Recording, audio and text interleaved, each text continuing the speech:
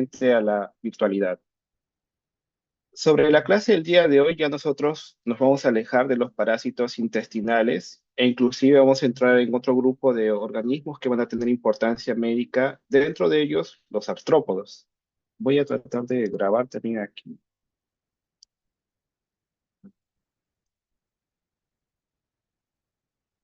Recording in progress.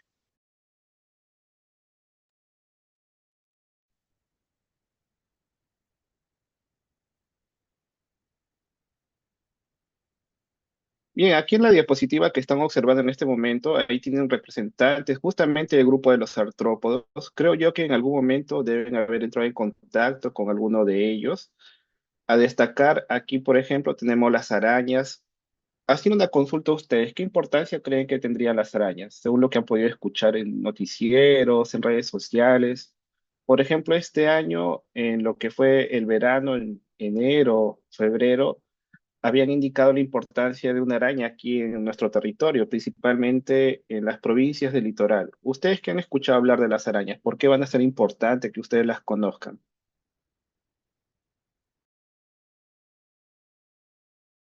¿Alguno de ustedes, tal vez algún comentario que puedan hacer sin problemas, sin miedo, sin vergüenza?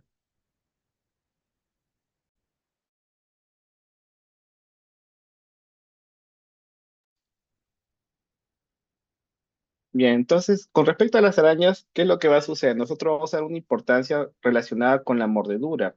Ellos, bajo las piezas bucales que presentan, van a poder ejercer justamente una mordedura en nosotros y a través de ella pueden inocular su veneno, es decir, toxinas que pueden tener diversos efectos, dependiendo claramente de la araña que nos ha mordido. Por ejemplo, para la araña que estamos observando en este momento, en la parte del lado izquierdo superior, corresponde a Loxoceles laeta, conocida como la araña marrón, la araña violinista, cuyo veneno tiene un efecto dermonecrótico hemolítico. Y si es que no es tratado a tiempo, va a generar un daño sistémico. Puede afectar diversos órganos, principalmente a nivel hepático y también a nivel renal. Otros ejemplos a destacar aquí de los artrópodos vendrían a ser aquellos que van a actuar como vectores biológicos. Un ejemplo que ven en el lado derecho superior es un mosquito, conocido como los zancudos. Creo que en algún momento ustedes deben haber visto en sus viviendas, en diversos locales, incluso en la universidad también se ven ejemplares de Aedes aegypti, pero el que están observando en este momento en la parte superior corresponde al vector biológico de la malaria, que justamente es transmitido por mosquitos del género Anopheles. En la parte inferior ustedes ya lo han conocido. ¿Cuál sería el insecto que están observando en la imagen inferior del lado derecho? ¿Ustedes lo han visto en laboratorio? ¿Qué importancia va a tener? ¿Alguno de ustedes recuerda, tal vez? El Trypanosoma cruzi. Justamente la transmisión de Trypanosoma cruzi, conocidos como chinches, chirimacha, triatoma, ¿no? Aquí en nuestro país hay algunas regiones que aún se mantiene la transmisión de esa parasitosis y justamente va a ser responsable en esta ocasión el insecto que están observando aquí en el puntero, que es popularmente conocido como triatomino. Regiones que tienen importancia epidemiológica sería en la región sur, Arequipa, algunas áreas rurales y también regiones amazónicas ya asociadas con otros géneros de triatominos. Y a su vez hay artrópodos que van a jugar el rol ya como ectoparásitos. Un ejemplo a destacar, el que ven en el lado izquierdo, en la parte inferior, que es el causante de la sarna o escabiosis, que es un ácaro microscópico. Sobre características generales, cuando hablamos de los artrópodos, al menos por su nombre también nos puede ayudar un poco a poder reconocerlos. Son aquellos organismos que van a presentar patas articuladas, inclusive esto también puede estar asociado con otros apéndices articulados, como las alas, en el caso de los insectos, lo que vienen a ser los dípteros, la presencia de piezas bucales y también antenas, que eso al menos lo vamos a ver en los insectos. Ellos aún siguen siendo organismos invertebrados, presentan una simetría bilateral, eso término ustedes ya lo han escuchado previamente. Van a presentar un cuerpo segmentado, aunque esto puede ir variando principalmente en los ácaros y también en las arañas. Sobre cómo están protegidos estos organismos, ellos van a presentar un exoesqueleto que es duro, es quitinoso. Creo yo que en algún momento ustedes De repente en su casa ha entrado una cucaracha, la primera reacción va a ser querer matar a la cucaracha. Entonces, cuando la han matado, ustedes han escuchado un crujido y eso se debe a que ellos presentan un exoesqueleto que es duro y quitinoso. En esta ocasión también vamos a observar otra característica que es el dimorfismo sexual. Eso ustedes lo han escuchado para los nemátodos. Aquí también va a suceder que la hembra es de mayor tamaño en comparación al macho. Sobre su crecimiento, en esta ocasión es un crecimiento por metamorfosis. Más adelante van a ver cómo es que se da esta metamorfosis según el grupo de artrópodos. Y algunos ejemplos que podríamos destacar aquí en la imagen, en la parte superior ven lo que es el chinche de la cama, las arañas, que al menos en las arañas sí se pueden distinguir dos segmentos. Ya para ácaros esto va a ser bastante complicado. Y en la parte interna, ellos iban a presentar un sistema reproductor, sistema digestivo completo, y también, al menos en las arañas, pueden haber tejidos especializados para la síntesis de toxinas, en este caso las glándulas de veneno, que están conectados, en esta ocasión, como ven aquí en la parte inferior. Hemos hecho un acercamiento en la región anterior. Hay unas estructuras que son conocidas como los quelíceros. Esos quelíceros son los que están conectados a la glándula de veneno. Pero eso al menos va a suceder únicamente para las arañas. Y también para los escorpiones, solo que su veneno está en otra posición. No es anterior, sino posterior.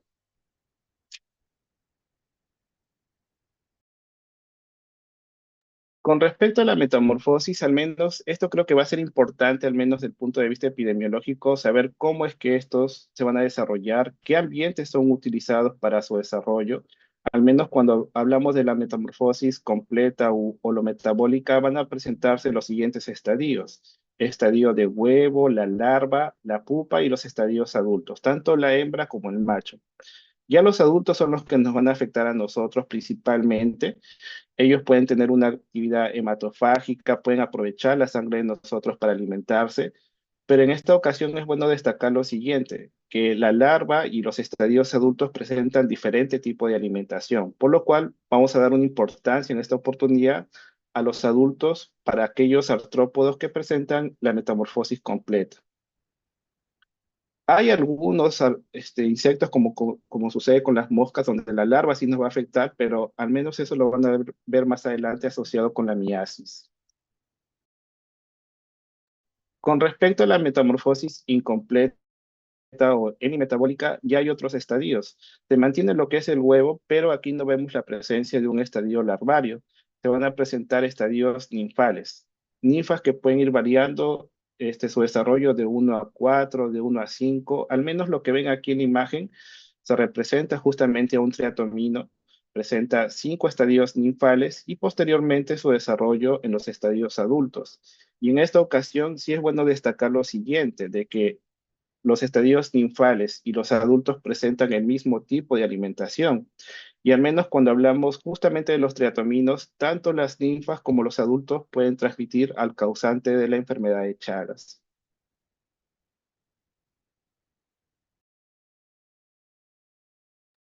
Sobre la importancia que podemos dar a los artrópodos así de forma general, podríamos indicar algunos ejemplos. Destacar que algunos van a tener una acción parasitaria. Un ejemplo a destacar sería justamente el causante de la sarna, que es Sarcoptes scabiei. También hay otros ácaros como Demodex folliculorum que van a presentar una vida ectoparasitaria. Sobre acción de partes de artrópodos, creo yo que en algún momento alguno de ustedes debe haber sufrido la picadura de una abeja, ha dejado su aguijón y eso puede causar una respuesta de hipersensibilidad de tipo alérgico. Sobre la transmisión de agentes infecciosos, aquí hay dos términos importantes que eso inclusive puede ser pregunta de este examen teórico, los que pueden actuar como vectores mecánicos y aquellos que pueden actuar como vectores biológicos. Observando la imagen, ¿cuáles creen ustedes que vendrían a ser vectores mecánicos? La mosca. La mosca, la cucaracha, ellos en su superficie van a estar arrastrando los agentes infecciosos, sean virus, bacterias o parásitos. Y con respecto a vectores biológicos, ya por el mismo término, parte del ciclo biológico de algunos parásitos se va a llevar a cabo en estos artrópodos. A destacar, podríamos mencionar aquí los triatominos, justamente que son responsables de la transmisión de la enfermedad de Chagas, y también mosquitos como Aedes que pueden transmitir virus. En el caso del dengue, entre otros, porque también puede transmitir Zika, chikungunya. Sobre las arañas, y no solamente inclusive las arañas, también podríamos destacar los escorpiones. Ellos hemos mencionado que presentan un tejido especializado que va a estar conectado con quelíceras o una estructura que es conocida como el telson para los escorpiones, que ellos van a inocular justamente el veneno. Y esto es conocido como la ponzoña. Ellos, en ese veneno hay diversas toxinas que van a tener un efecto en nosotros, sea dermonecrótico, hemolítico o neurotóxico, dependiendo claramente de la especie de la araña. Y al menos aquí en la imagen del lado derecho superior ustedes logran ver justamente a Loxoceles laeta, cuyo efecto del veneno vendría a ser de tipo dermonecrótico. Y como hemos indicado, hay algunos artrópodos, e incluso lo que vendría a ser la picadura de la abeja, la presencia de ácaros en lo que es el polvo pueden inducir a una respuesta de tipo de hipersensibilidad tardía.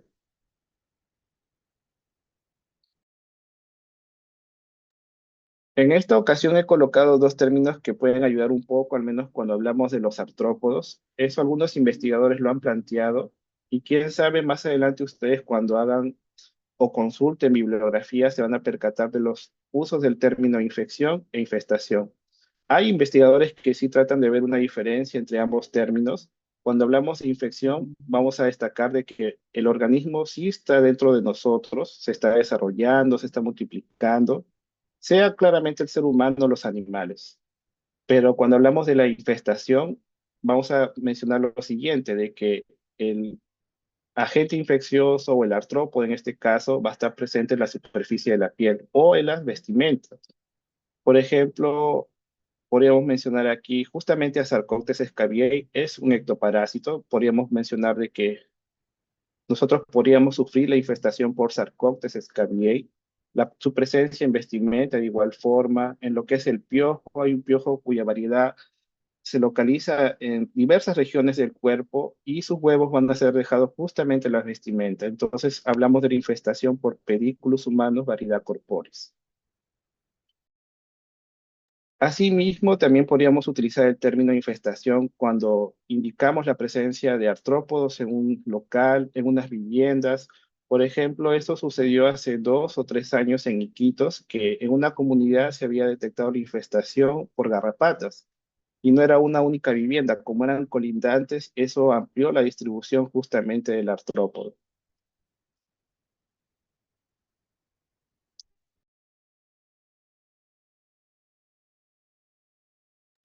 Bien, en esta tabla ustedes ven a los principales artrópodos que tienen importancia médica. Y en este caso sé que ustedes observan nombres bastante complejos, lo que es suborden, familia. Yo no les voy a pedir que se lo memoricen, pero sí tengan en cuenta de que cuando hablamos de los artrópodos, ellos se pueden dividir en dos grupos. El grupo de los insectos, en donde podríamos encontrar a las moscas, mosquitos, los triatominos, el chinche de la cama, las pulgas y los piojos. Y un segundo grupo asociado con los arácnidos, en donde se van a encontrar justamente los ácaros, las garrapatas, también los escorpiones y claramente las arañas. Y hay algunas características que sí pueden ayudar en la diferenciación entre cada uno de estos grupos. Uno de ellos sería que en el caso de los insectos, ellos van a presentar 3 pares de pata, su cuerpo es segmentado, bien definido las regiones, y puede haber presencia de pares de ala. Eso puede variar claramente del insecto que estemos estudiando. Y con respecto a los arácnidos, la segmentación es mucho más visible en las arañas, pero en los ácaros los segmentos están totalmente fusionados, pero la principal diferencia va a ser que los arácnidos van a presentar 4 pares de patas y van a carecer tanto de antenas como de alas.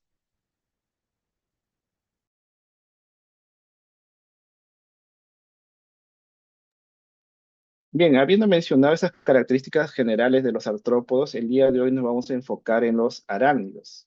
Ejemplos, aquí tenemos justamente al causante de la sarna o escabiosis, las arañas como Loxoceles laeta y también las garrapatas.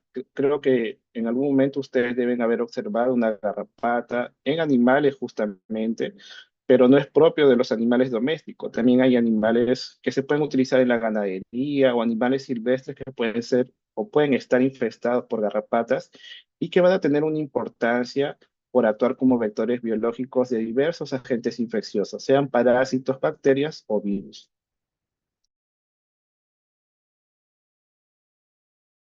Como mencionamos previamente, cuando hablamos de los arácnidos, ellos se van a caracterizar por presentar cuatro pares de patas en su estadio adulto. Aquí ustedes logran ver eso en la viuda negra, en el causante de la sarna y también en los escorpiones.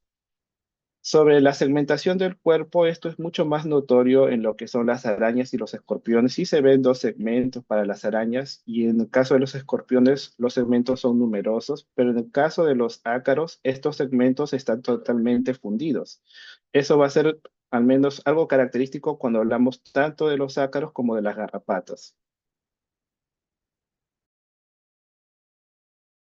Asimismo, ellos van a presentar una estructura que actúa casi como una tijera, que van a ser los quelíceros, que ayudan en el proceso de nutrición de igual forma. Los pedipalpos, que eso sí se logra observar principalmente en los escorpiones, que ayudan a capturar a las presas. Y una diferencia también importante con los insectos es que ellos no van a presentar antenas y tampoco mandíbulas.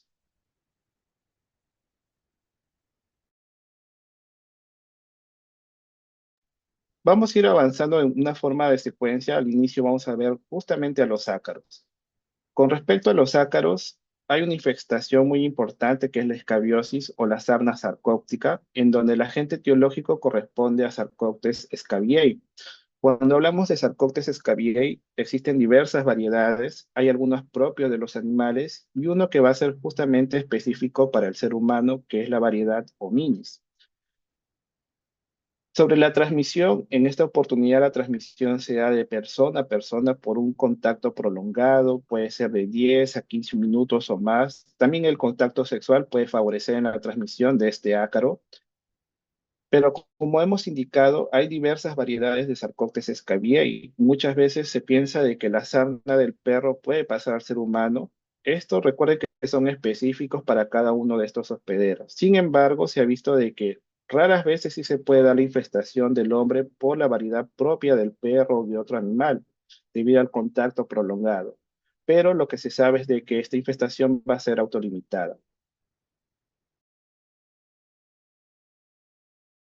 Sobre las características que presenta Sarcoptes scabiei, podríamos observar aquí en la parte superior es que ellos van a presentar un cuerpo globoso, tanto la hembra como el macho. Hemos indicado que en sus estadios adultos van a presentar cuatro pares de pata, haciendo tal vez un aumento que incluso ustedes lo van a poder ver en el laboratorio. En su cuerpo presenta unas escamas de aspecto triangular, como logran ver aquí en la imagen.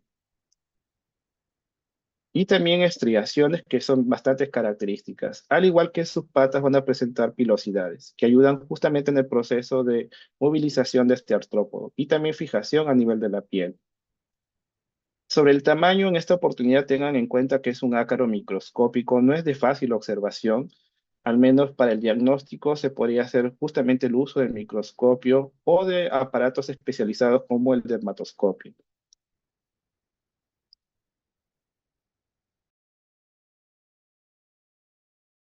Sobre la transmisión, ya ha sido indicado que en esta oportunidad se va a dar mediante la transmisión de persona a persona por un contacto prolongado de 10 minutos a más. Sin embargo, también se menciona que puede darse la transmisión por el uso de fómites, es decir, de ropas que están infestadas por este ácaro, ropa de cama, vestimenta, y también a recurrir a lugares que han sido transitados por personas infectadas por Staphylococcus scabiei.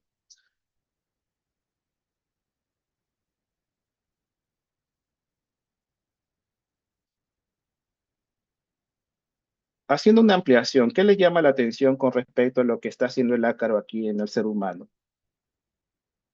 Viendo esta imagen que está ahí todo morado, ¿qué logran ver? ¿Qué está haciendo el ectoparásito? Que Está hace dejando como sus huevos. Está dejando sus huevos, pero lo más llamativo es que está Ha formando entrado a la túneles, ¿no? piel Ha y ha entrado a dejado la piel, sus huevos. ha entrado a la piel muy bien y está dejando huevos, no está formando unos unos caminos ahí en la piel a nivel de la epidermis, principalmente lo que es estrato córneo también. Entonces, este ácaro lo que está haciendo es formar túneles en la piel a nivel de la epidermis. Y como ustedes han indicado, este ácaro está dejando a su tras huevos. Va dejando de 2 a 3 huevos por día. Y a su vez también va a dejar heces, las que van a desencadenar una reacción del tipo alérgica. Sin embargo, aquí vemos que la hembra grávida justamente es la que va a ir formando estos túneles, pero como hemos indicado, se dejan los huevos y de los huevos van a eclosionar larvas y estas larvas también van a inducir a la formación de nuevos túneles. ¿Cómo se está representando aquí?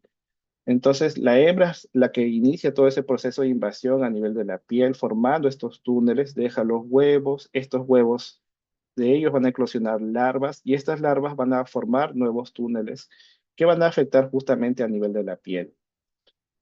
Al menos de las manifestaciones más importantes, la presencia de prurito intenso, principalmente en la noche. Se menciona que principalmente es en la noche porque es cuando la persona va a descansar y a veces cuando descansan se tapan totalmente el cuerpo, sea con una edredón, una colcha, y debido a eso se aumenta la temperatura corporal y eso estimula que haya una mayor justamente actividad de estos ácaros a nivel de la piel.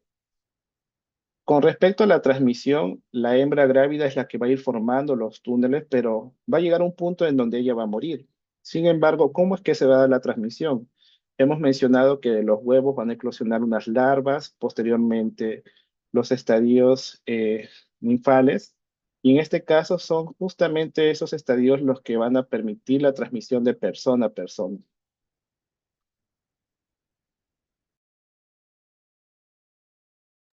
Entonces, en su desarrollo nosotros vemos los estadios de huevo, la larva hexápoda, la que eclosiona del huevo, estadios ninfales, los que van a favorecer la transmisión de persona a persona, ya que se van a quedar en la superficie de la piel, y posteriormente los estadios adultos. Sobre las regiones que son principalmente afectadas, ¿cuáles les llama la atención aquí? Ampliando aquí la imagen, ¿qué regiones principalmente creen ustedes que se van a ver afectadas por este ácaro? Las manos. Las manos, a nivel de las muñecas, los codos, en las nalgas, la región de las, también a nivel mamario. La espalda es bastante bajo que se presente, depende mucho hasta dónde puede llegar la mano, porque se resalta bastante en esta ocasión lo que son las manos. El parásito justamente puede estar localizado a nivel de los pliegues interdigitales, a nivel de la muñeca. Es bastante raro que en adultos este ácaro pueda localizarse en lo que es el cuello o la cabeza. Ahí traten de ver justamente las regiones que principalmente van a ser afectadas.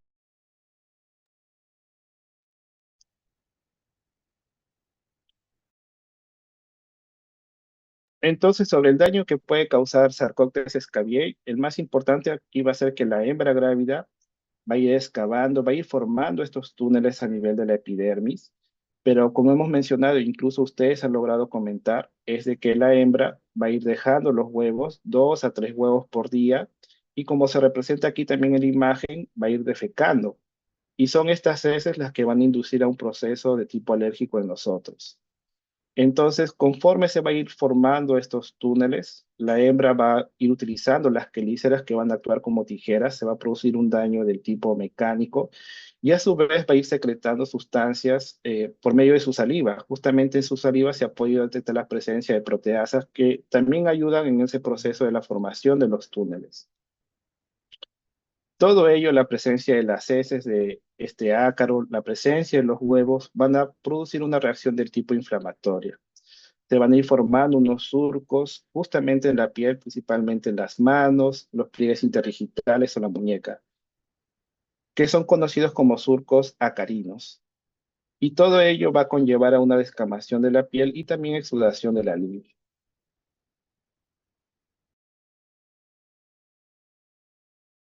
Entonces, en las manifestaciones nosotros vemos lesiones de tipo papular, lesiones eritematosas, al inicio con regiones bien delimitadas, pero debido a la presencia justamente del ácaro, eso va a inducir a un prurito, un rascado intenso en la persona, principalmente en la noche, favoreciendo de que pueda hacer o presentarse una mayor ampliación de este ácaro en diversas regiones corporales.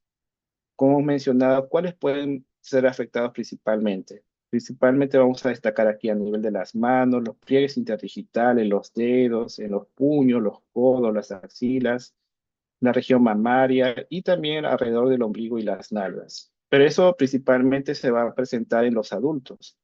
En los niños y en aquellos niños que son lactantes, por ejemplo, o recién nacidos, neonatos justamente, hay una mayor presencia de este ácaro. Puede estar localizado justamente a nivel del cuello, del cuero cabelludo, como se está representando aquí en la imagen, y también en la planta del pie y de la mano, e inclusive también en la región de la espalda. Conforme se va a ir dando la evolución de estas lesiones van a presentar ya una costra, del cual al menos se podría hacer un raspado y posteriormente una observación en microscopio para detectar la presencia del ácaro.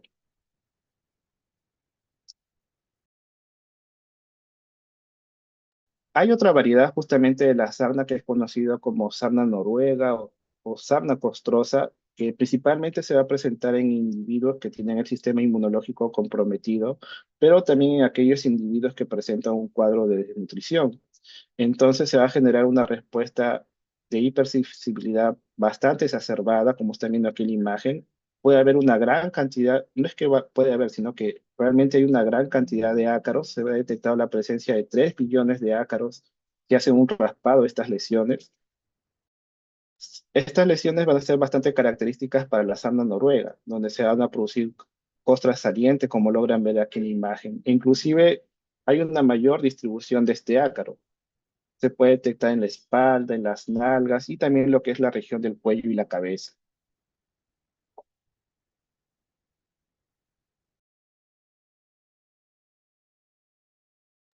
Con respecto al diagnóstico, en esta oportunidad ustedes tienen que recopilar justamente informaciones por parte del paciente, preguntarles sobre el prurito, en qué horario principalmente lo siente, si es en la noche, la característica de las lesiones, que al inicio son eritematosas, pero posteriormente va a provocar el engrosamiento de la piel hasta la producción justamente de estas costras. Y son justamente a partir de estas lesiones que van a ser aprovechados para realizar el diagnóstico. Solo bastaría hacer un raspado de estas lesiones. Se puede hacer raspado con un bisturí, por ejemplo, y luego se coloca con una gota de suero fisiológico o hidróxido de potasio de preferencia porque va a aclarar un poco el artrópodo y luego hacen la observación en el microscopio. Otra opción o alternativa sería el uso de la cinta adhesiva. A partir de las costras que han sido raspadas, lo colocan con cuidado claramente en estas cintas adhesivas, en la lámina portaobjeto para la observación en microscopio. De lo que es el tratamiento, principalmente utiliza la permetrina si es tópico a nivel de la piel o ivermectina en caso de comprimidos. Con relación al tratamiento, esta ivermectina, por ejemplo, va a tener una acción en lo que son los adultos, la hembra en este caso, y también los estadios larvarios. Pero hay una necesidad, sí, de hacer un control del paciente e incluso hacer un tratamiento posterior a una semana nuevamente. ¿Por qué? Porque hemos mencionado de que los huevos se van a ir quedando en estos túneles y de ellos van a eclosionar larvas. Entonces, la ivermectina no va a tener un efecto en el huevo, por lo cual hay una necesidad, sí, de hacer o darle una dosis adicional al paciente después de una semana para poder ya atacar a las larvas que han salido de los huevos.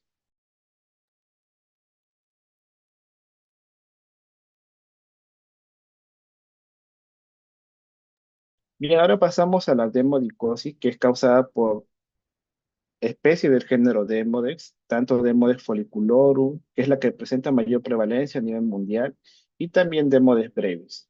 Aún estamos frente en artrópodos que son microscópicos, no son de fácil observación, llegan a medir justamente de 100, 400 micras, al menos para Demodex brevis, de 100 es una referencia para su tamaño y 400 para Demodex folliculorum. Vemos aquí en el lado derecho el aspecto que va a presentar este ácaro. Es más alargado, no es globoso como sucedía en Sarcoptes scabiei. Va a presentar 4 pares de pata. ¿Dónde es que van a estar localizados estos ácaros? Al menos cuando hablamos de Demodex folliculorum, vamos a destacar que ya por su mismo nombre lo vamos a asociar con los folículos pilosos y Demodex brevis principalmente en las glándulas sebáceas. Pero también se ha visto situaciones en las cuales se ha encontrado Demodex folliculorum también en las glándulas sebáceas.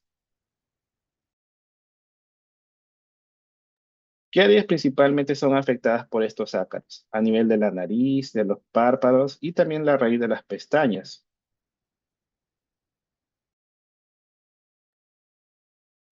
Sobre la infestación en la población humana, al menos se ha podido observar de que mayormente los adultos, inclusive los adultos mayores, son los que son afectados principalmente por Demodex folliculorum. Ya en el caso de las personas adultas, mayores a 20 años y más aún si tienen rosácea, en ellos se puede evidenciar la presencia de Demodex, tanto de Demodex folliculorum como de Demodex brevis.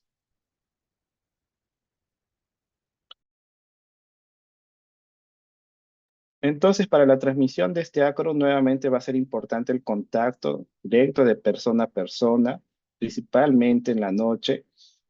Vemos aquí el desarrollo de este ácaro, donde presenta los estadios de huevo, la larva, hexápoda y los estadios ninfales hasta el desarrollo de los estadios adultos. Es bien llamativo, ustedes lo van a reconocer fácilmente en el microscopio, al menos para el examen práctico va a ser bastante sencillo.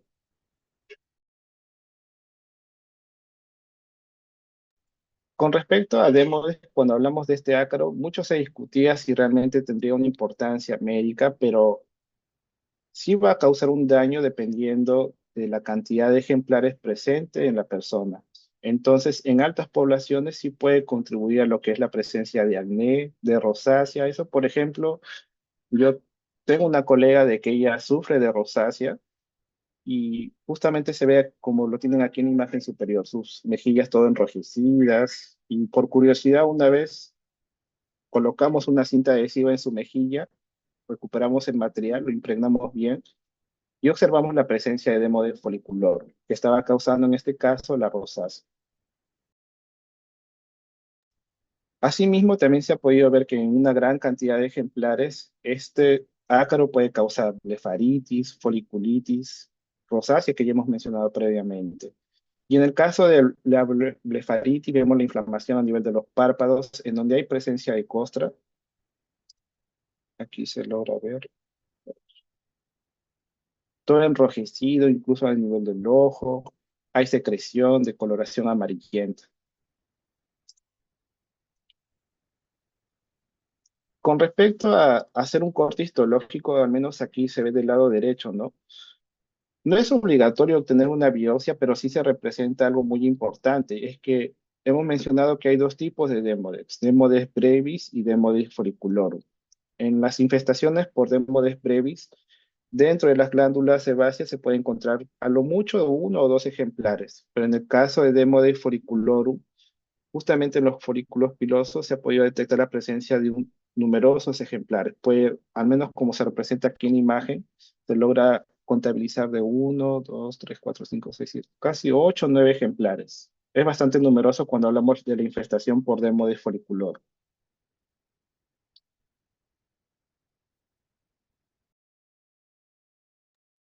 Para el diagnóstico, ¿ustedes qué creen podrían considerar? ¿Qué se les viene a la mente? Sabiendo que está a nivel de la piel o de repente causando una blefaritis, ¿qué podrían tomar en cuenta para el diagnóstico? ¿Qué muestra podrían solicitar? ¿Alguno de ustedes, algo que se les ocurra, pase por su mente en este momento?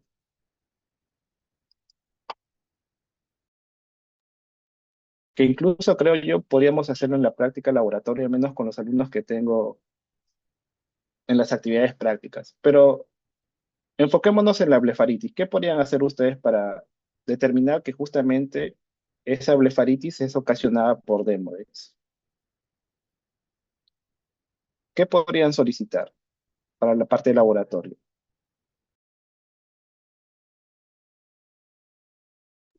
Ah, la cinta, como dijo. Mm, puede ser la cita, pero eso podría ser importante para la rosácea, ¿no? Y cómo está todo en la piel. En caso de blefaritis, recuerden de que hay una inflamación a nivel de los párpados, ¿Qué podrían aprovechar ahí para encontrar a Demodex? Puede darse una frotis de los párpados. Entonces, pestañas. Ah, aquí mencionó pestaña. Puede ser frotis, creo que sí, también podría considerarse, pero aquí lo importante va a ser la extracción de las pestañas, de 2 a 3 pestañas, que es justamente lo que se está representando aquí en la siguiente diapositiva.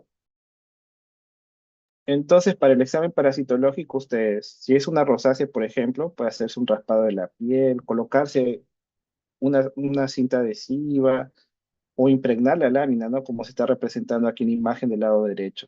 Ya si es una blefaritis, como incluso se ve aquí en la imagen, que se está señalando con el puntero, ¿qué está haciendo aquí el personal del laboratorio? Sacando de 2 a 3 pestañas para posteriormente colocarlo en una lámina portaobjetos y ver la presencia de demo de foliculor.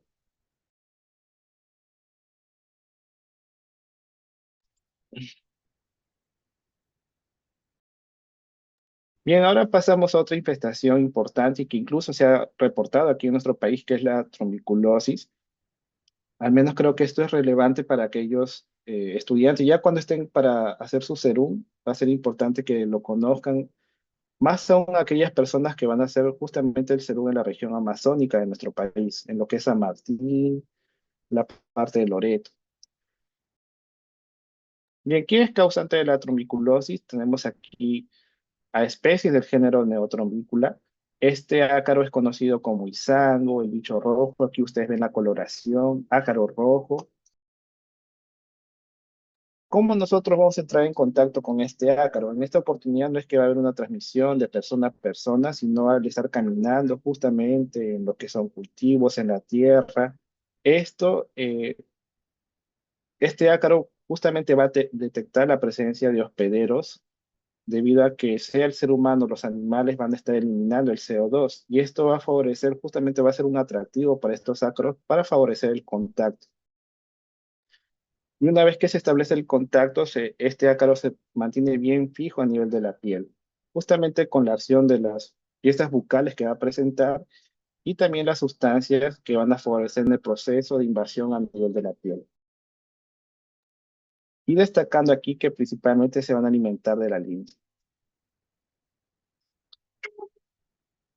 A ver,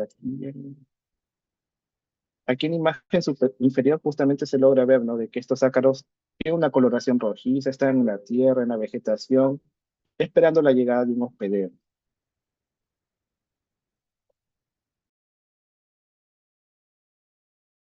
¿Qué es lo que puede causar este ácaro? Lo más importante, como están viendo aquí en el lado derecho, ven lesiones rojizas, eritematosas, lesiones pruriginosas que pueden causar una dermatitis, inducida al rascado, pudiendo favorecer infecciones secundarias bacterianas. Sobre las áreas que principalmente son afectadas, en esta ocasión vamos a destacar las extremidades inferiores y también a nivel de la cintura. Va a estar asociado con un intenso prurito y muy aparte de actuar como ectoparásito, también va a tener una relevancia por actuar como vector biológico. Por ejemplo, en la transmisión de bacterias como Borrelia burgdorferi, que es causante de la enfermedad de Lyme, y también de la erliquiosis. Al menos en nuestro país por el momento no se ha podido determinar si realmente esta transmisión o que el ácaro esté transmitiendo estos agentes infecciosos, pero ya hay algunos estudios que están justamente a nivel molecular que están tratando de determinar la presencia, sea de estas bacterias como lo que es la Borrelia o la Escherichia.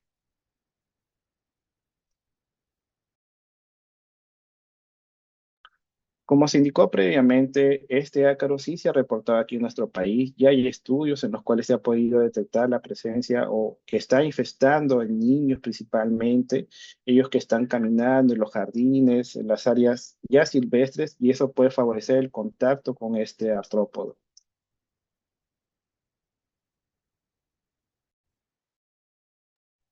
Bien, ahora vemos la importancia de los ácaros produciendo alergias respiratorias. ¿Quién sabe alguno de ustedes padece de ello? Han escuchado previamente, ¿no? Tener cuidado con el polvo que puede estar siendo mantenido en los ambientes, en las viviendas o en otras áreas que son transitadas por las personas. Esto puede favorecer justamente con el contacto con ácaros sea directamente con el ácaro, parte del ácaro o las deyecciones de estos.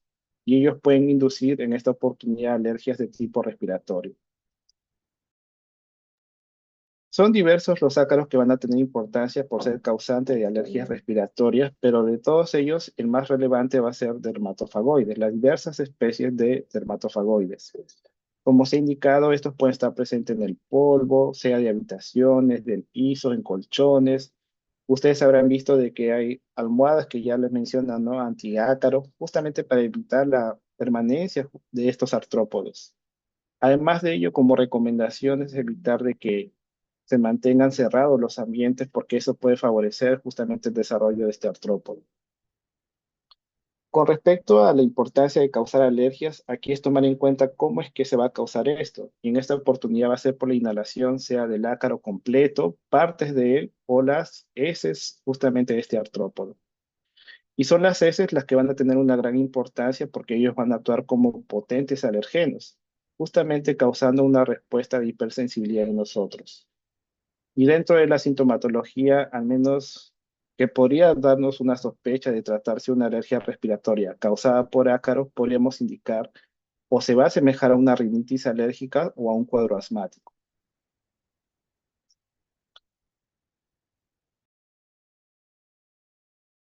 Aún manteniéndonos en los ácaros, aquí vamos a encontrar las garrapatas, solo que las garrapatas ya son ácaros de mayor porte, de mayor tamaño, llegan a medir de 2 a 3 milímetros. En algún momento ustedes deben haber observado, ellos van a tener una importancia en un punto por actuar como ectoparásitos, pero el actuar como ectoparásitos va a ser importante porque ellos son hematófagos, van a tomar justamente la sangre de su hospedero y ellos se van a fijar fuertemente en nosotros. Asimismo, vamos a dar importancia de que las garrapatas no presentan una especificidad por su hospedero. Esto suele ser problemático porque pueden entrar en contacto con roedores, diversos animales silvestres y de forma accidental con el hombre. Y esto puede favorecer la transmisión de agentes infecciosos, sea como virus, bacterias o parásitos. En la parte de laboratorio, ustedes van a observar que cuando hablamos de la garrapata, nosotros podríamos distinguir dos tipos de ellos, lo que son de la familia Argacidae, Ixodes.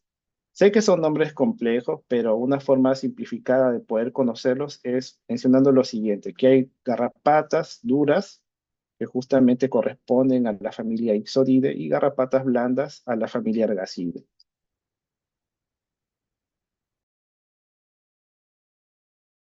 Sobre la importancia médica que ellos presentan es, uno, actuando como ectoparásitos, hacen toma de sangre, pueden causar una lesión, justamente aquí ven su borde todo rojizo, una vez que ya se ha fijado fuertemente esta garrapata, y a su vez por actuar como vectores biológicos. De lo que se menciona en la literatura, un ejemplo a destacar sería justamente la transmisión de la babesiosis. La babesiosis es una infección parasitaria causada por un protozoario hemático que ya ha sido detectado en Colombia, al menos en Perú por el momento no hay registros. Quién sabe, ya existan, pero no han sido identificados correctamente. Y que en esta oportunidad la babesiosis es transmitida por la garrapata de la especie Rhipicephalus micropus. Asimismo, ustedes van a observar de que hay una especificidad con el agente infeccioso que va a transmitir. Ixodes con erliquiosis o dermacentor. También hay garrapatas que pueden transmitir justamente la fiebre de Colorado, la enfermedad de Lyme, que creo yo que ustedes deben haber escuchado hace algunos años, que algunos famosos, ¿no? Que se había detectado la transmisión o en ellos se había diagnosticado la enfermedad de Lyme, que es una enfermedad que es transmitida por garrapatas. Y principalmente se debe a que en el ambiente silvestre se mantiene roedores que actúan como reservorios y uno cuando va a pasear por estas áreas silvestres puede entrar en contacto y favorecer justamente la transmisión de esta bacteria. Asimismo, lo que es la fiebre maculosa brasilera, que es letal, eso puede matar a la persona en 2 o 3 días, y la tularemia. Aquí en nuestro país, por el momento, los estudios relacionados con la transmisión con agentes infecciosos son escasos. Recién hace 2 o 3 años se han iniciado estudios principalmente en la región amazónica de nuestro país, y habría que esperar cuáles son los resultados con relación a ellos. saber qué agentes infecciosos están siendo transmitidos por garrapatas a nuestro territorio. Sobre la extracción, ¿qué es lo que va a suceder? Ustedes logran ver aquí en la imagen superior de que esta garrapata está bien fija, justamente por la acción de sus piezas bucales, las quelíceras y el hipostoma. A su vez también secreta una sustancia tipo cemento que va a favorecer en su fijación, dificulta mucho la extracción justamente de la garrapata. Entonces hay mucho cuidado que se debe tener al momento de poder extraerlas. Se hace uso de una pinza, pero ustedes no van a jalar de la región globosa, sino tiene que profundizar un poco para poder extraer a partir de las piezas bucales. Porque si lo extraen, por ejemplo, de la región globosa de la garrapata, eso puede favorecer de que aún se mantengan las piezas bucales en nuestra piel y su caída o desprendimiento recién va a suceder después de 2 a 3 semanas. Entonces, sí o sí, esta garrapata tiene que ser extraída a partir de las piezas bucales, justamente lo que está favoreciendo que se mantenga bien fijo en nosotros.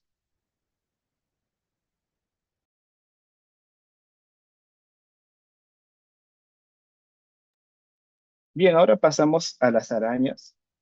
En esta oportunidad ya vamos a ver de que en su cuerpo vamos a poder distinguir dos segmentos, uno que es el cefalotórax o conocido como prosoma, donde van a estar los pares de patas, son 4 pares de patas, y el opistosoma, que es la región posterior o el abdomen. Ellos van a presentar quelíceras, las quelíceras aquí en la imagen voy a tratar de ampliarlo un poco. Se asemejan un poco a unos colmillos, su terminación es justamente, recuerden que estos quelíceros son los que están conectados con glándulas de veneno, tejido especializado en la producción del veneno, que va a tener una importancia para nosotros. Y también la presencia de pedipalpos que ayudan en la captura de la presa. Al hablar de las arañas y también de los escorpiones, por ejemplo, nosotros podríamos catalogarlos como animales ponzoñosos, debido a que ellos presentan justamente un tejido especializado en la producción de las toxinas. Diversas toxinas que van a tener un efecto, sea termonecrótico, hemolítico o neurotóxico.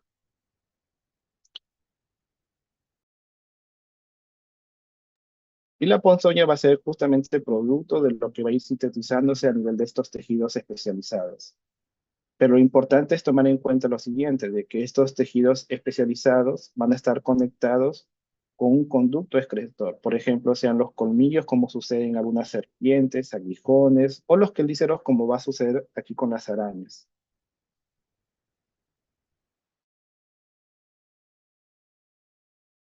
Bien, cuando hablamos justamente de la mordedura, de las arañas, picadura también, eso es bastante discutido en la literatura, lo que es el término picadura, mordedura. Mayormente en los últimos años optan por utilizar el término picadura, pero no se vayan a confundir. Aquí en las diapositivas se ha mantenido como mordedura. Sobre las arañas que tienen importancia, podríamos destacar 3 de ellas, inclusive 3 que han sido registradas en nuestro país, como Loxoceles, Foneutria y Latrodectus. No sé si alguno de ustedes habrá visto estas arañas, quién sabe en su vivienda, en el campo, pueden comentar, pueden aprovechar. Sin miedo, dónde la han visto de repente, eso puede ser importante, ¿no? Al menos para que ustedes puedan ir asociando cada una de estas arañas, inclusive los accidentes que se pueden sufrir con cada una de ellas, va a ser bien característico dónde es que va a ocurrir la mordedura. Si es dentro de la vivienda, si es en el campo, cercano a cultivos. ¿Alguno de ustedes ha visto estas arañas? ¿Quién sabe? Me pueden comentar sin miedo.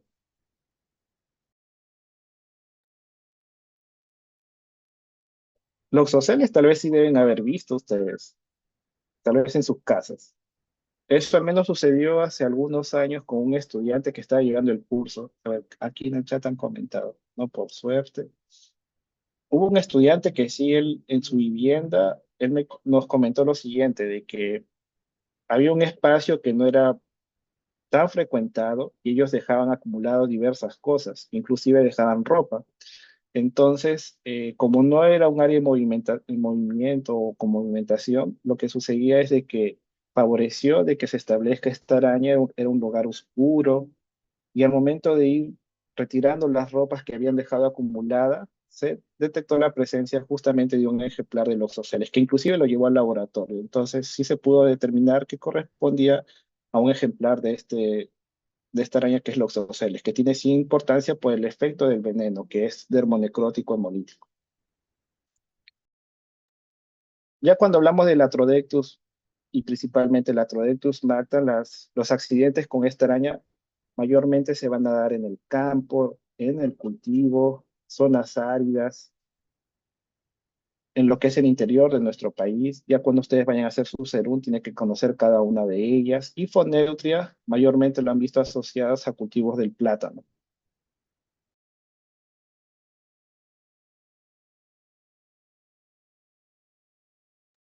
Y en el primer punto tenemos al oxocelismo, que justamente va a estar asociado con la mordedura por especies del género Loxoceles. Estas arañas llegan a medir de 1 a 4 centímetros, lo cual puede aumentar cuando ya extienden totalmente sus patas. No se vayan a confundir con las arañas convencionales que encontramos en las viviendas, porque las que frecuentemente las encontramos en las casas son pequeñas y sus patas son más delgadas, bien finas, en comparación de los oceles largo, y justamente en la literatura se ha podido destacar de que puede recibir diversos nombres, sea la araña marrón por la coloración que presenta, araña violín o araña violinista. Le dicen araña violinista porque en el cefalotórax, en la región dorsal, se ve una mancha que se asemeja a un violín vertido, como ven aquí en la imagen del lado derecho. Presenta 3 pares de ojos. Esto sí va a ser importante, al menos las descripciones, porque no crean que le estamos presentando solo para que tal vez tengan en cuenta las características morfológicas, pero lo importante va a ser que en algún momento ustedes van a tener un paciente que ha sufrido la mordedura por esta araña, y aquí lo importante es saber las características morfológicas, preguntarle al paciente de qué color era la araña, dónde usted sufrió la mordedura, si fue en la casa o en el campo, y si es posible, a veces en casos extremos, las mismas personas que han sufrido una mordedura o algún familiar logra capturar esta araña y lo lleva al laboratorio para que lo puedan identificar. Y eso va a ser importante por el efecto que puede tener el veneno. Cuando hablamos de estas arañas, ellas únicamente van a atacar cuando se van a sentir amenazadas. De repente nosotros entramos en el hábitat o en el lugar donde se está desarrollando, sea lugares que no son frecuentemente transitados por las personas, puede estar detrás del armario, detrás del cuadro, entre la ropa, como hemos indicado previamente.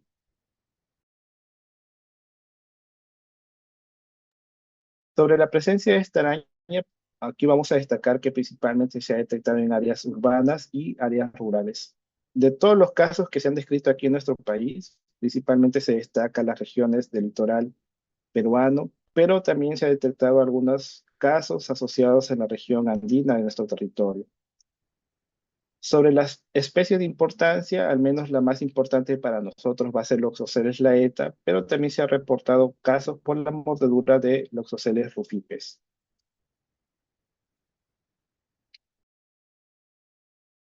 Bien, ahora cuando hablamos justamente de la ponzoña, de las toxinas que se van a ir secretando a nivel de la glándula de veneno, vamos a destacar de que va a presentar diversos componentes, diversas toxinas. Puede haber efingomininasa D, loxolicinas, hialuronidasa, entre otros, pero de todos estos componentes, el más importante, incluso el predominante, va a ser la esfingomilinasa D. Y esta esfingomilinasa D va a ser catalogado como el factor dermonecrótico y hemolítico. Y también vamos a dar una importancia a la hialuronidasa, por el efecto, en este caso, en producir la respuesta inflamatoria en donde ha ocurrido la mordedura.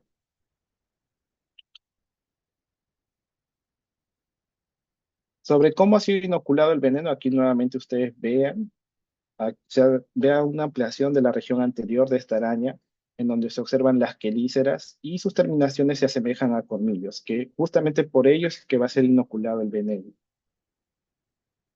Ya la progresión de esta lesión puede darse después de 18 a 24 horas. Se ve lo que son unas flictenas, parecen ampollas, como ven aquí en la imagen intermedia.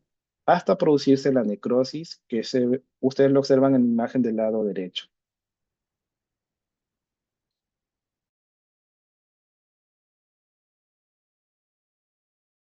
Bien, en el caso del oxocelismo, a veces puede, dependiendo de la progresión de la lesión, esto puede presentar una curación espontánea, pero el daño, al menos pasadas las 18 o 24 horas, si se presentan algunas lesiones bien características, sí o sí tiene que ser controlado. Entonces vamos a ver aquí un loxoslismo cutáneo no complicado, en donde la persona va a sentir un dolor de tipo lacinante, tipo una lanceta que he introducido justamente en la piel, y dolor urente que se siente una quemazón. Se da la formación de una lesión edematosa, eritematosa. Aquí en la imagen inferior ustedes no sé si logran ver, se observa lo que son las flictenas que se asemejan un poco a ampollas, y la progresión de esta lesión es la formación ya de una placa conocida como la placa libedoide, la cual se caracteriza porque su centro va a presentar una coloración rojizo violáceo, su borde un poco rojizo hasta presentar un halo blanquecino. Esto puede ser controlado justamente si es que se logra determinar de que ha sido la mordedura por los oceles la ETA. Hay un antiveneno que puede ser utilizado, se va a encontrar en los centros de salud, inclusive es producido aquí en nuestro país. Pero aquí lo más grave va a ser principalmente asociado a una mordedura que ha sido sufrida por los niños, en donde se puede presentar un leucocelismo viscerohemolítico, el cual puede estar acompañado por fiebre, mialgias, artralgias.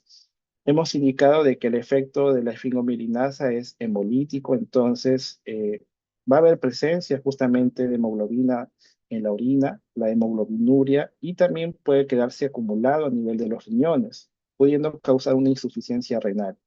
Y todo eso va a conllevar a una falla multiorgánica, inclusive también con daño a nivel hepático, en donde las enzimas van a estar elevadas. Y por último, también puede estar asociado con convulsiones. Pero tengan en cuenta que principalmente estos cuadros graves del oxocerismo se ha detectado en los niños. Y más aún también si es que no se ha logrado determinar o no se está utilizando el antisuero para el veneno de esta araña.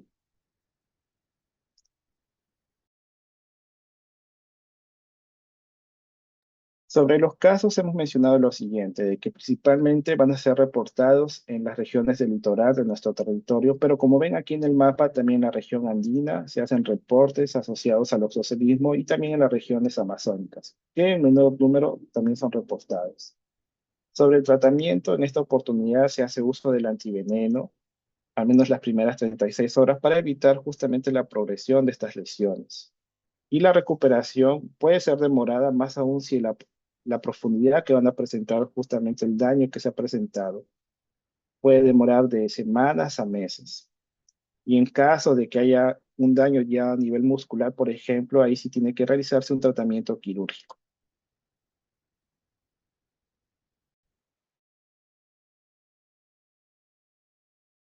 Bien, ahora pasamos al latrodectismo, que va a ser producida por la mordedura de las especies del género Latrodectus, popularmente catalogada como la vida negra. Aquí en nuestro país también en algunas regiones del norte es conocido como lucacha. Esta araña llega a medir de 8 a 15 milímetros. Tiene un abdomen bastante llamativo por ser globoso. Y en esta oportunidad...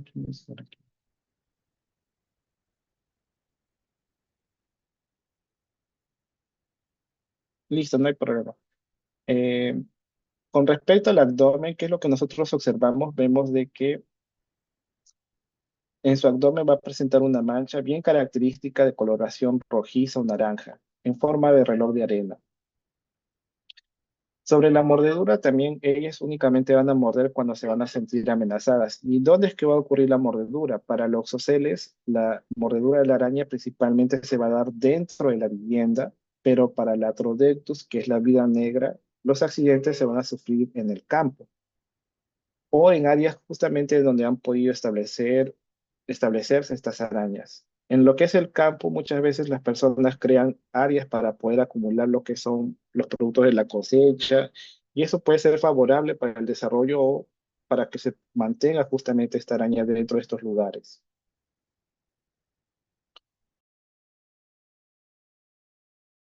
Con respecto al veneno, hay diversos componentes, pero el más importante o predominante va a ser la alfa-latrotoxina y en esta oportunidad va a presentar un efecto neurotóxico.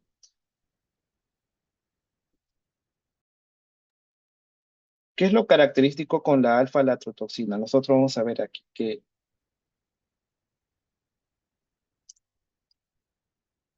¿qué tenemos aquí en la imagen del lado derecho superior? Vamos a ver de que va a tener una importancia por la liberación de neurotransmisores, dentro de ellos la acetilcolina, pero ¿qué es lo que va a ejercer justamente o de qué forma va a actuar en esta oportunidad la alfa-latrotoxina? La alfa-latrotoxina se adhiere o se va a sumerger en la membrana de las células nerviosas, van a formar unos canales favoreciendo el ingreso de calcio y posteriormente la liberación de neurotransmisores como la acetilcolina. Y todo ello va a promover que haya un aumento de la contracción muscular, principalmente en la cara, que puede estar asociado con diaforesis, que es la sudoración excesiva, epífora, que es el lagrimeo. Aquí en la imagen de la parte inferior derecha usted logra ver que está totalmente hinchado alrededor de los ojos. Como hay una contracción muscular exacerbada, esto puede estar vinculado con mialgias, también con convulsiones. Puede haber un daño a nivel cardíaco asociado con taquicardia, hipotensión, pudiendo provocar un choque hipovolémico e insuficiencia renal aguda. La acción del veneno sí es bastante rápido. Esto puede ser a lo mucho a los 5 o 7 horas. En comparación de los oxoceles, cuya acción puede variar de 18, 24 hasta 48 horas.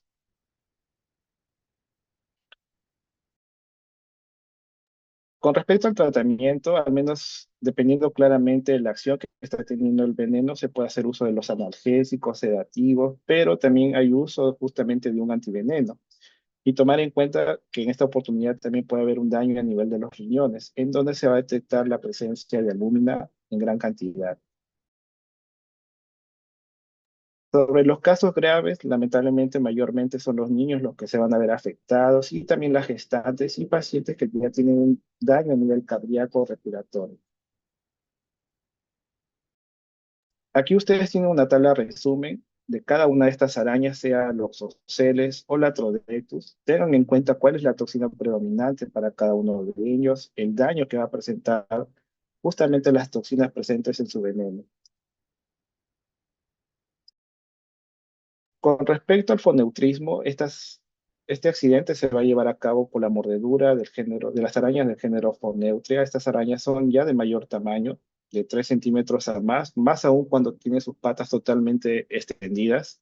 Estas sí son agresivas al simple contacto que se pueda tener y como se ha mencionado previamente, ellas van a ser encontradas en los cultivos, destacando claramente los cultivos de plátano. Por eso también en la literatura ustedes lo van a encontrar como la araña del banano. Las características que presenta esta araña son bastante llamativas, una coloración parduzca grisácea, café grisáceo, y lo más notorio en esta ocasión va a ser observar las quelíceras. Estas quelíceras presentan una alta pilosidad cuya coloración es rojiza.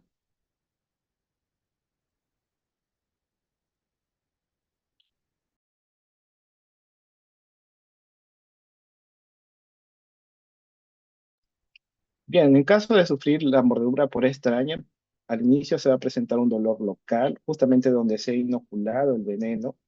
Puede estar asociado con edema, como ven en la imagen inferior, paresia y reacciones sistémicas, sea a nivel cardíaco, asociado con vómito, diarrea, sudoración excesiva y choque hipovolémico. Y en estos casos también hay uso de un antiveneno, al menos aquí en nuestro país, por suerte, tenemos el suero frente a cada una de las arañas que han conocido, sea para los oceles, la Trodectus y también para Foneutria. Y en esta oportunidad también los niños son los más propensos a presentar cuadros graves sufridos por la mordedura de esta araña. Sobre la presencia justamente de este artrópodo, principalmente se da en la época de invierno, dentro de las viviendas ingresan y en ellos va a favorecer que se presenten accidentes por esta araña. Aquí en imagen también podríamos destacar algo, ¿no? Se ha visto de que se ha podido conseguir el ejemplar. La persona sufrió el accidente lo que hace el médico es preguntarle cómo era la araña, qué características presentaba, y al menos en este caso pudieron recuperar el ejemplar justamente de esta araña para la identificación y poder actuar correctamente en el caso. Bien, por último tenemos aquí lo que son los escorpiones o alacranes. Estos artrópodos ya presentan un cuerpo más alargado, mayor número de segmentos. Tal vez en algún momento ustedes deben haber observado escorpiones en zonas áridas, en las lomas. Se han ido a pasear aquí cerca de Lima. Debajo de las piedras pueden ser encontrados estos escorpiones. En esta oportunidad los pedipalpos tienen un aspecto quelado, forman unas pinzas que justamente ayudan a favorecer a la captura de las presas. Pero ¿cómo es que van a inocular veneno estos artrópodos en nosotros? Ellos no van a presentar o no van a inocular el veneno por acción de las quelíceras, sino por la acción del último segmento de su cuerpo que es conocido como el telson. Y el veneno de estos artrópodos también va a tener una acción en el sistema nervioso y también en las uniones neuromusculares, en donde la picadura va a ser, en este caso, de tipo lacinante, también urente, va a sentirse ardor y donde va a producir una reacción maculopapulosa. Ustedes ven aquí ya un área eritematosa, toda enrojecida, que en la parte central, donde justamente se ha inoculado el veneno, puede darse la formación de una lesión necrótica. ¿Qué síntomas puede presentar la persona que ha sufrido la picadura por un alacrán o escorpión? Sean las convulsiones, edema pulmonar, insuficiencia cardíaca, y si no se trata a tiempo y también dependiendo del escorpión puede causar la muerte. Al menos aquí en nuestro país, las regiones del litoral justamente se destaca eh, Adruroides lunatus, que es lo que ustedes van a conocer en laboratorio. No es tan severo la acción de su veneno, pero de todos los escorpiones registrados, hay uno que viene adquiriendo gran importancia y principalmente en las regiones amazónicas, que es del género Titius. Ese sí, por el momento ya se viene estudiando poco a poco, incluso se viene reportando aquí en nuestro país, más aún por el efecto que tiene el veneno, que sí puede causar la muerte del individuo. Pero eso por el momento se está registrando en la región amazónica de nuestro país.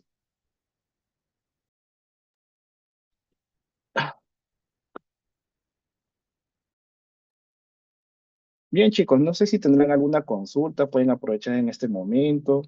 Creo que hay algunos de ustedes que tienen una clase, entonces pueden aprovechar en este momento para hacer las consultas, o está todo tranquilo.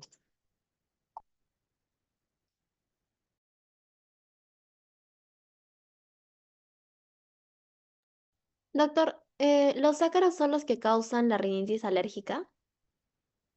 Sí, los ácaros sí. Más que todos los ácaros que se encuentran en polvo. Ah, siempre Como, es así. O sea, si hay una rinitis alérgica es causada Recording stopped. por los ácaros. no, ahí sí ya tienes que ir con calma, ¿no? Porque hay rinitis alérgicas que tienen que ser evaluadas. Yo, por ejemplo, sufro de rinitis alérgica. Entonces, el paso que usted tiene que hacer es ir a un alergólogo. Él tiene que evaluar para saber el origen de su rinitis alérgica. Y uno de los causantes de esa rinitis alérgica pueden ser los ácaros.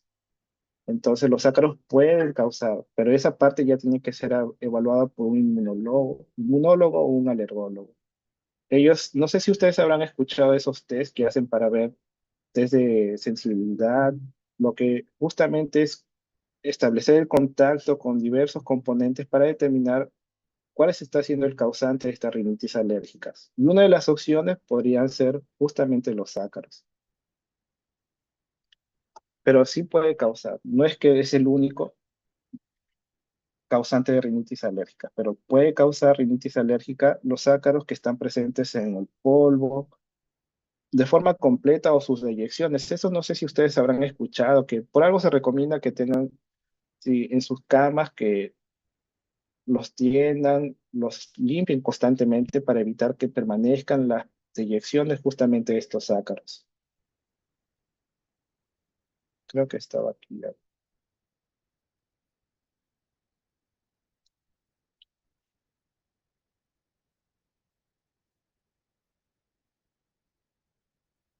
De esta parte, que ellos pueden ser potentes alergenos justamente, pudiendo causar síntomas respiratorios. Entonces, dentro de los síntomas más frecuentes puede ser la rinitis alérgica, pero no es el único que puede causar o es exclusivo, ¿no? De causar rinitis alérgica. Eso sí tengan en cuenta. Puede haber otros factores asociados. Bien, chicos, ¿alguna pregunta más? Pueden aprovechar en este momento.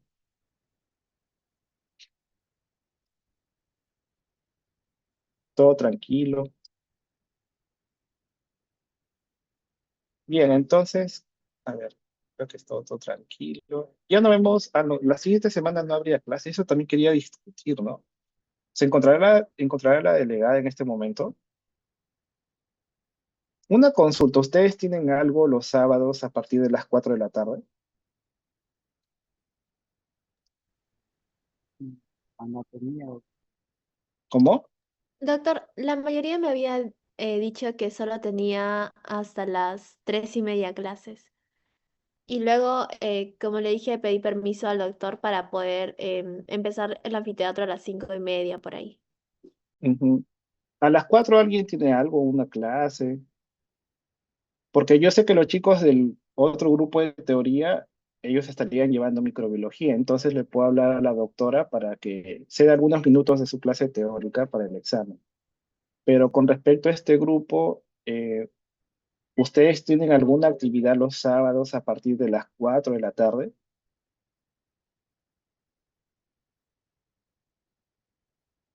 ¿A alguien se le cruza sábado a partir de las 4?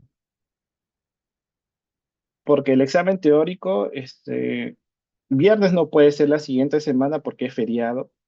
Entonces tiene que hacerse el examen el día sábado, a lo mucho, ¿no? Porque ustedes ya no pueden de lunes a jueves. Por eso creo que lo más tranquilo sería de que el examen sea el siguiente sábado, sábado 2 de mayo a las 4 de la tarde. ¿Alguien se le cruza? Bien, entonces voy a coordinar con la doctora